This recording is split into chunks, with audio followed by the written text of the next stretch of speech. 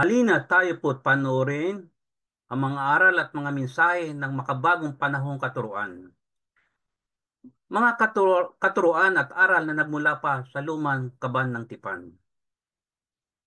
Mga katuruan, mga hula, mga mensaheng matagal nang kinalimutan ng kasaysayan. At sa ngayon, tayo po ay nasa dulo na ng huling panahon. Ay muling binuhay ang salita, ang diwa na dala ng mensahero na siyang galing dito sa dulong silangan. Mga kaalamang lumipas, libo-libong taon na ang nakakaraan. At ngayon ay muli matutunghayan, dala ng mga mensaheng ating pag-aaralan.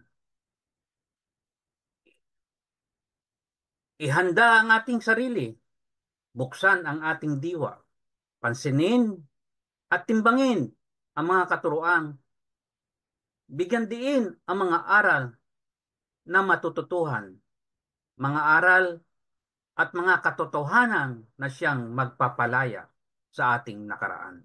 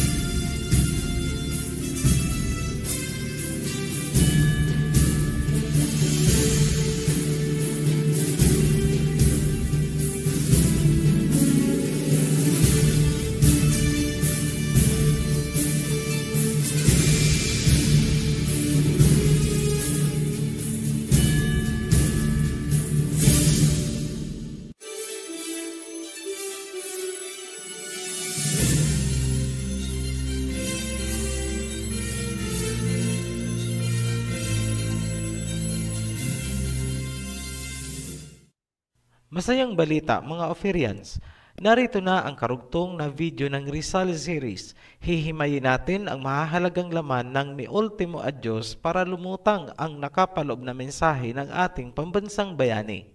Consumatum est, it is finished, huling salita ng Panginoon bago siya nalagutan ng hininga sa Golgota. Yan din ang huling salita ni Rizal bago siya namatay.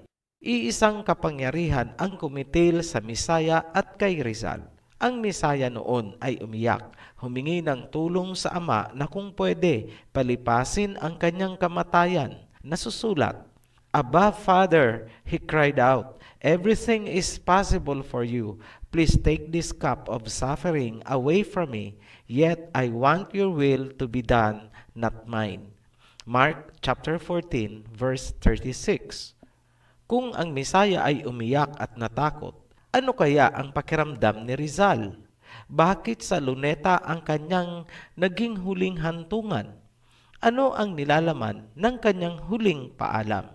Samahan niyo po kami sa pagpapatuloy ng Rizal series at muli tayong maglakbay pabalik sa panahon upang maunawaan natin ang totoong nangyari sa ating pambansang bayani.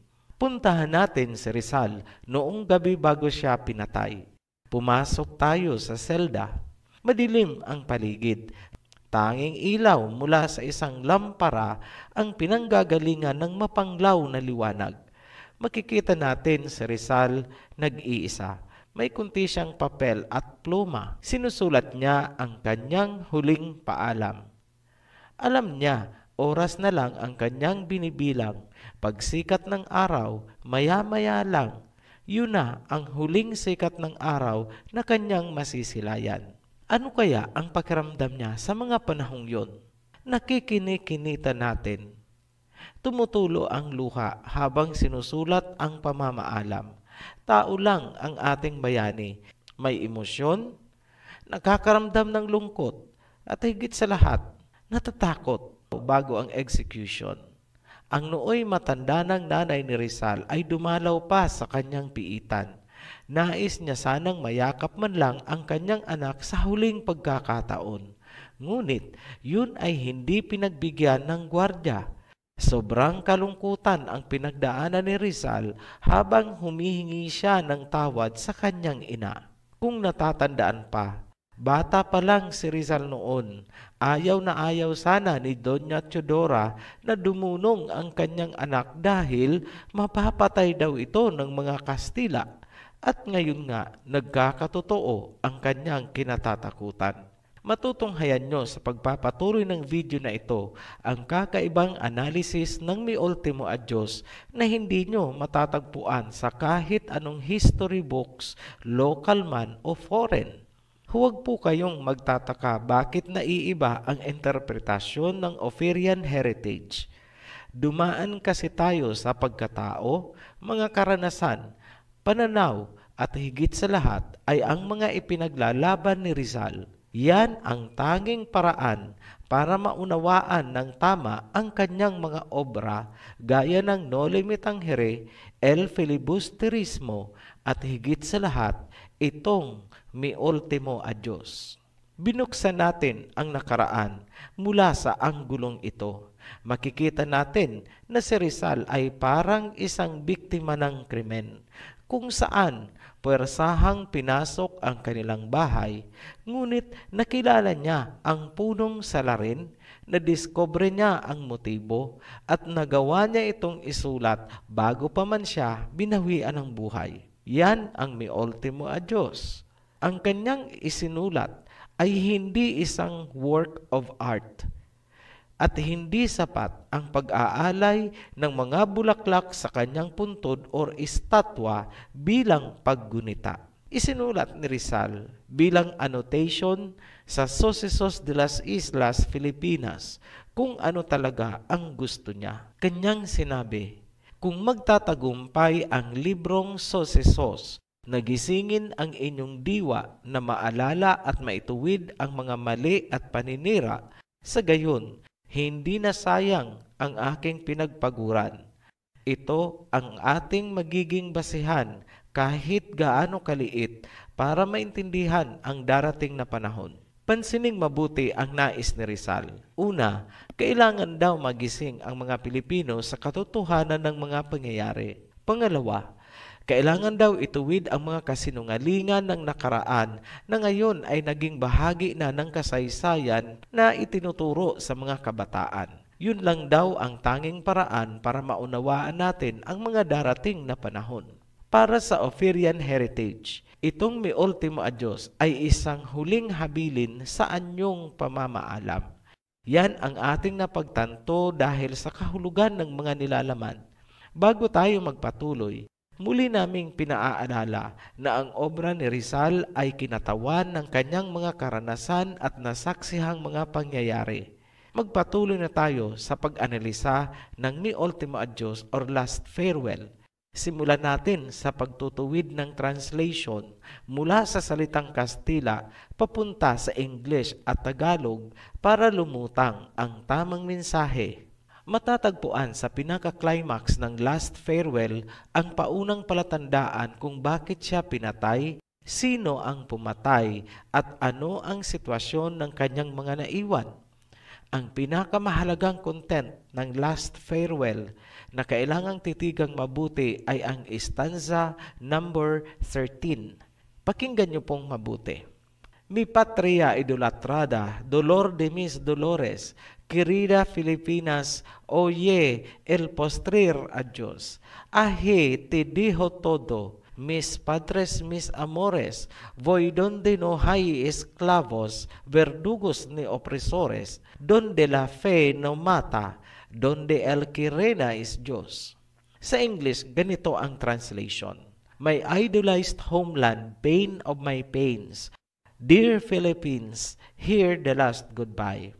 There I leave everything, my parents, my loved ones. I go where there are no slaves, executioners, or oppressors, where fate does not kill, where he who reigns is God. Ang itinuturing ngayon na official translation sa Tagalog ay ang pagsasalin na ginawa ni Andres Bonifacio. Basahin natin. Bayang iniirog, sakit niya ring hirap, Katagalugan kong pinakaliliyag, dinggin mo ang aking pagpapahimakas. Diya'y iiwan ko sa iyo ang lahat. May mga napansin tayo na inaccuracies sa pagsasaling ginawa ni Bonifacio kung saan nawala ang ilang mahahalagang nilalaman ng original. Una, nawala sa Tagalog version ang Querida Filipinas dahil naisalin itong katagalugang pinakaliliyag. Ang layo po, di ba? Wasak ang totoong mensahe ni Rizal. Ang Pilipinas ay hindi lang ang Katagalugan dahil may mga region na Bisaya. Tila ba si Bonifacio na ang nagsasalita at hindi na si Rizal? Pangalawa, nawala ang impact or magnitude ng salitang opresores or oppressors dahil isinalin itong umiinis. Voy donde no hay esclavos, verdugos ni opresores. Ang pagkakasalin ni Bonifacio ay, ako'y patutungo sa walang busabos, walang umiinis, at walang berdugong hayop. Nag-iinis lang po ba sina Magellan at ang mga praile, yung mga Kastila? Napakababaw ng salitang umiinis. Kailangang mapanatili ang impact gamit ang kasing bigat na salita sa Tagalog. Hindi pwedeng ang oppressor ay isasalin na umiinis. Mas malapit siguro ang salitang manlulupig. Tila hindi na malayan ni Bonifacio na ipinapasok niya ang sarili niyang thoughts or diwa sa obra ni Rizal. Pangatlong nawala ang kahulugan ng donde la fe no mata, donde el que reina is Diyos. Ito ay isinalin na pananalig doon ay di nakasasalot. Ang nararapat na salin ay kung saan ang pananampalataya ay hindi pumapatay. Note, mula sa Spanish to English, ang translation ay where faith does not kill. Mabibigat at very strong words ang ginamit ni Rizal, kung kaya itinago or palihim niyang inilabas ang mi ultimo a Diyos. Hindi na natin masigurado kung paano na ilabas, ngunit ayon sa mga available sources, ito daw ay ipinasok sa lampara, yung isang impormasyon naman ay sinasabing sa sapatos daw upang maipuslit. Isa lang ang ibig sabihin, palihim niya itong inilabas para hindi maharang. Ngayong nakita na natin ang mga inaccurate translation, ito ay itama muna natin at babasahin namin sa inyo ang binuo ng Ophirian Heritage. Paunawa, binaliwala ng Ophirian Heritage ang makasining o theatrical na aspeto alang-alang sa kahulugan. Mas binigyan natin ng halaga na mapreserba ang nilalamang kahulugan kaysa poetic art gaya ng rhyming. Basahin natin ang rendition na ginawa ng Ophirian. Ito yung stanza number 13. Iniirog kong lupang tinubuan, kirot ng aking pagpapakasakit. Ginigiliw kong Pilipinas, huling paalam iyong pakinggan. Iiwanan ko ang lahat, ang aking magulang at mga mahal sa buhay. Ako'y paroroon kung saan walang alipin, walang berdogo at walang manlulupig. Kung saan ang pananampalataya ay hindi pumapatay, kung saan ang iluhim lamang ang naghahari. Ngayon, isa-isahin na natin ang mahahalagang punto ng istansa at i-decode natin ang nais ipakahulugan ni Rizal. Sa sino mang nagnais na i-decode ang lalim ng mi ultimo a Diyos, kailangang alam natin kung paano at bakit binuo ni Rizal ang Noli Me Tangere at El Filibusterismo. Kailangan ding unawain bakit ini-endorso ni Rizal ang Sucesos de las Islas Filipinas. Kailangan ding alamin bakit ginagalugad ni Rizal ang mga museum at libraries lalo na sa Europa at Amerika. Kapag napagtanto ang mga motibo ni Rizal sa kanyang mga ikinikilos, saka mo palang mauunawaan ang kahulugan ng mi ultimo a Diyos. Yan ang sikretong daan papunta sa kanyang mga obra. Isa-isahin natin ang mga linya na may mahahalagang kahulugan. Unahin natin itong, iniirog kong lupang tinubuan, kirot ng aking pagpapakasakit. Ang linyang ito ay self-explanatory kung napanood nyo ang mga naunang video natin sa Rizal series. Magbibigay na lang po kami ng karagdagang impormasyon bakit sinabi ni Rizal na pains of my pain. Sa Tagalog, kirot ng aking pagpapakasakit. Halimbawa niyan ay noong nasa Germany si Rizal at naubusan siya ng pera, nagkasakit sa kasagsagan ng winter. Nakaranas din ng gutom habang sinusulat niya ang Noli Me Tangere.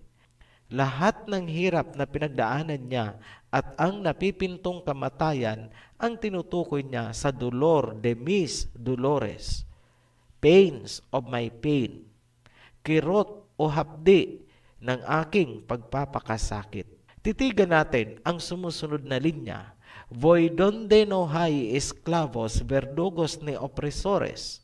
Sa English, I go where there are no slaves, tyrants, or hangmen. Ako'y paruroon kung saan walang alipin, walang berdugo, at walang manlulupig.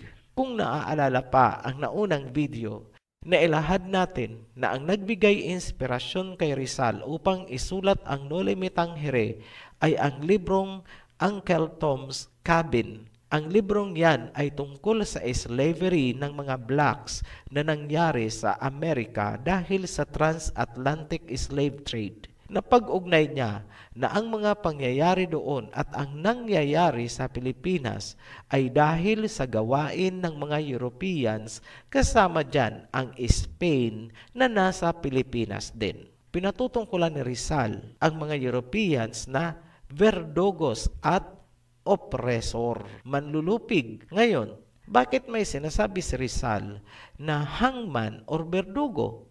Sa kanyang pag-iikot sa Europe, marami siyang natutunan sa larangan ng history. Alam niya ang tungkol sa mga heretics na ipinapapatay sa pamamagitan ng Inquisition. Ang Spain ay nagpapatupad ng Inquisition upang palaganapin ang militanteng Katolisismo mula pa sa panahon ni Queen Isabella at King Ferdinand. Kung natatandaan pa, si King Ferdinand at Queen Isabella ng Espanya ay pinagkalooban ng kapangyarihan ni Pope Alexander VI noong 1494.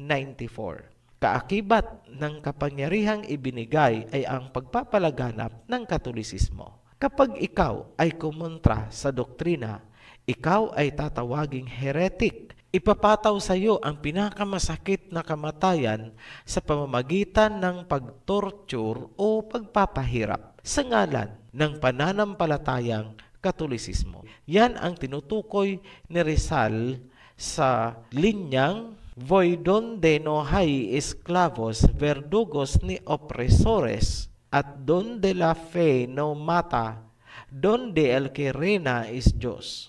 Sa sino mang nagsasabi na gawa-gawa namin ang istoryang ito, search nyo kahit anong encyclopedia o credible history books. Magbasa kayo tungkol sa isinagawang Inquisition ng Espanya at ng Roma. Sinabi ni Rizal na paruroon siya sa dako kung saan ang naghahari ay ang Elohim. Donde el que reina is Diyos. Ibig sabihin, by contrast, ang kanyang iiwanan ay pananampalatayang pumapatay at hindi pinaghaharian ng Elohim. Kung hindi lubos na nauunawaan ang aming interpretasyon na yan, simple lang, gamit tayo ng analogy. Kapag sinabi mong iiwanan mo ang isang lugar dahil nais mo yung malamig na lugar, ibig sabihin, ang lugar na iiwanan mo ay mainit. Ganyan lang po kasimple. Kaya, noong sinabi ni Rizal na paruroon ako sa dako kung saan ang naghahari ay ang Panginoon, ibig sabihin, ang iiwanan niya ay hindi pinaghaharian ng Panginoon at ang namamayaning pananampalataya ay pumapatay. Simple lang po. Magtataas kami ng $1,000,000 question. Sino ang pumatay kay Rizal at sa Misaya? Simplify natin ang sagot dyan. Huwag po kayong maiinip. Ilalatag lang po natin ang premise para suportado ang ating sinasabi. Para sa mga alam na itong bahagi, huwag niyo pong aakalain na paulit-ulit tayo. Lagi kasi nating kinukonsider yung mga baguhan na itong video pa lang ang napapanood para makarelate din sila. Pero kailangan pa rin nilang panoorin yung mga nakaraan, lalo na itong Rizal series para maintindihan ng lubusan. Mag-trace back po tayo sino ang mga tao na nasa likod ng sinapit ni Rizal at ng mga Pilipino. Hindi ba't ang mga Kastila, Spain, walang dapat pagtalunan sa puntong yan? Ano ang bitbit na pananampalataya ng mga Kastila dito sa Pilipinas? Militanteng Katolisismo. May pagtatalunan ba tayo tungkol dyan? Wala. Bakit bitbit ng Espanya ang Katolisismo dito sa Pilipinas? Dahil bahagi iyon ng kapangyarihang ibinigay ng Papa kina King Ferdinand at Queen Isabella noong sila ay prinoklama bilang Catholic King and Queen. Sa makatwid, ang kapangyarihang sumikil sa mga Pilipino ay ang kapangyarihan ng Roma. Ano ang papel na ginampanan ng Espanya? Tagapagpatupad. Yan, maliwanag pa sa sikat ng araw. Historical fact po yan. Hindi po kami nagmamanufacture ng kasinungalingan. Alam nyo po, walang saysay na alam nyo at kahit memoryado nyo pa ang history kung hindi naman naiintindihan ang ugnayan ng mga pangyayari. Habang ang Pilipinas ay kontrolado ng magkasamang kapangyarihan ng simbahang Romano at gobyernong Kastila, pumalag itong si Rizal. Palibhasa, marami siyang nalalaman. Kinalaban niya ang doktrina ng Roman Catholic Church at kinalaban niya rin ang pang-aabuso ng mga Kastila. Ipasok natin ang linya ng ni Ultimo a Diyos. Voy donde no hay esclavos, verdugos ni opresores. Sino sa tingin nyo ang tinutukoy ni Rizal na mga berdugo at oppressor? Sino pa ba? E di yung pumatay sa Gumbursa at yung pumatay din sa kanya, ang pinagsamang kapangyarihan ng Spain at Rome. Anong pananampalataya na pumapatay ang tinutukoy ni Rizal sa linyang donde la fe no mata, donde el que reina is Diyos? Eh di ang Roman Catholic Church na bitbit ng mga Kastila, wala namang iba, diba? Saan galing ang pananampalatayang pumapatay na sinasabi ni Rizal? Roma. Kung akala nyo malalim na ang ating narating, hindi pa po. Nagsisimula pa lamang tayo, laliman na natin ng konti. Matatagpuan sa Revelation chapter 12 ang isang prophecy tungkol sa woman clothed with the sun and the moon was under her feet. Ang babaeng ito ay may ipapanganak na sanggol na lalaki. Siya ay nasa parang nagle-labor. Ninais ng dragon na i-devour or kainin ang ilalabas niyang sanggol. Ngunit ang sanggol ay kinuha ng ama at dinala sa kanyang trono. Galit na galit ang dragon at tinugis niya ang babae at didigmain niya ang mga natitirang binhi or lahi ng babae. Maraming naniniwala, mga Pilipino, sa turo na ang woman daw ay si Mary. Hindi po kami sang-ayon dyan. Pero sige, hindi kami makikipagtalo. Pagbibigyan namin kayo. Kung yan ang gusto nyo na ang woman ng Revelation ay si Mary, ipagpalagay na natin na si Mary nga at ang kanyang anak ay ang Messiah na tinawag nilang Jesus Christ. Alam nyo, lulutang pa rin ang katotohanan. Tanong, sino ang pumatay sa Messiah? Yung mga Hudyo daw. Yan ay isang malaking kasinungalingan. Noong isilang ang Messiah, sakop ng Roma ang Jerusalem. Sanggol pa lang ang Messiah, nais na siyang mapatay ng Roma. Ano ang ebidensya? Ipinag-utos ni Herodes na patayin lahat ang mga sanggol 2 taon pababa para mapatay ang Messiah. Nasa Biblia po yan. Ano ang ginawa ni Mary at saka ni Joseph? tumakas sila papuntang Egypt. So ibig sabihin, right from the start, ang nagnanais na mapatay ang Mesaya ay ang Roma, hindi ang mga Hudyo. Noong panahon na pinatay ang Mesaya, panahon na ito ni Pilato. Tanong, ano ba si Pilato? Si Pilato yung parang governor na inilagay ng Roma sa Judea o sa Jerusalem. Siya ay isang Romano. Pinapansin nyo ba ang mga rebulto na pinoprosesyon kapag Semana Santa? Sino ang naglalatigo sa Mesaya habang pasan-pasan niya ang krus? Assuming na krus nga, sige, para wala nang pagtatalunan. Sino ang naglalatigo? Sundalo ng Roma. At the last moment, sino ang sumaksak sa tagiliran ng Mesaya at mula doon bumulwak ang magkahalong tubig at dugo? Sino? Si Longinus. Ano ba itong si Longinus? Sundalo ng Roma. Read your Bible.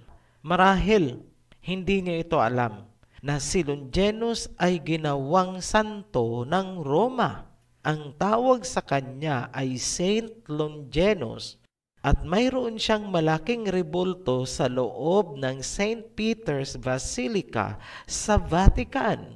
Anong honor? Bakit siya pinagawan ng ganong rebulto sa St. Peter's Basilica? Dahil ba sa pagsaksak niya sa Mesaya? Napaka-barbaric ng ginawa ni Longinus. Pero bakit siya ginawang santo? Alam nyo ba? Pati ang pangsaksak na ginamit ni Longinus ay dineklara din ng Roma na banal.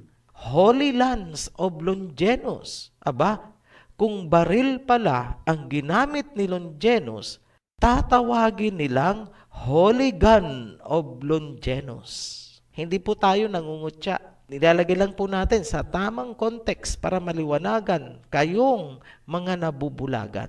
Yan ay mga patunay na ang nasa likod ng malupit na pagpatay sa Mesaya ay Roma. Kung pagbibigyan natin ang mga nagpipilit na si Mary nga ang woman clothed with the sun sa Revelation at ang anak ay ang Mesaya, tapos ang Mesaya ay pinatay ng kapangyarihan ng Roma, sino pala ang dragon? Simple lang po, di ba? Sino ang dragon na lumalabas na gustong patayin ang Mesaya mula sa pagkasanggol? At ngayon, napatay na nga ang Mesaya. Alam natin kung sino ang pumatay. Sino pala ang dragon? Mag-isip-isip nga po kayo. Balikan natin si Rizal. Kaninong pananampalataya or belief system ang kinalaban ni Rizal? Kanino? Roma. Ano ang kinalabasan? Luneta. Ano ang pakay ng mga Jesuits? Bakit binalik-balikan nila si Rizal ilang araw bago ang execution? Hanggang sa huling sandali, pinahahalik nila si Rizal sa krus. Ginawa ba ni Rizal? Hindi. Inilayo niya ang kanyang mukha. Tandaan na ang kapangyarihang taglay ng mga Kastila ay ang ipinagkaloob ng Papa kina King Ferdinand at Queen Isabella. Yun ang nasaling ni Rizal. Kaya totoo ang sinabi ni Rizal na hindi rebelyon ang kanyang kaso. Ngayon, alam nyo na kung bakit sinabi ni Rizal na paruroon siya sa dako kung saan ang pananampalataya ay hindi pumapatay. Donde la fe no mata, donde el que reina es Diyos. Poco más o menos alas 7 ng umaga, December 30, 1896, 2 ulo ng dragon ang kumitil sa buhay ni Rizal. At habang ito ay nakabulagta, itinugtog ng banda ang Marcha de Cadiz ng Espanya. Consumatum est, it is finished. Kami ay nananawagan na ipanalangin niyo po ang channel na ito dahil pumapasok na po tayo sa mga napakasensitibong usapin na tinakpan sa loob ng maraming siglo. Higit pa riyan ang mga darating. Sobrang dami po tayong ilalahad. Ito ang panahon na kailangang magising na ang mga Pilipino. Kailangang malaman nyo na tayo ang lahi ng Hebreyong si Joktan. Muli kaming nagpapasalamat sa mga patuloy na nagsusubaybay ng ating series. Hanggang sa muli, mabuhay Oferians! Maraming pong salamat sa inyong panunood. At kung meron po kayong natutuhan, please share the video link. At kung may mga katanungan na nais malaman, please contact ang link na nasa baba nito. Maraming pong salamat. Sa muli, umayo po tayo na may kapayapaan.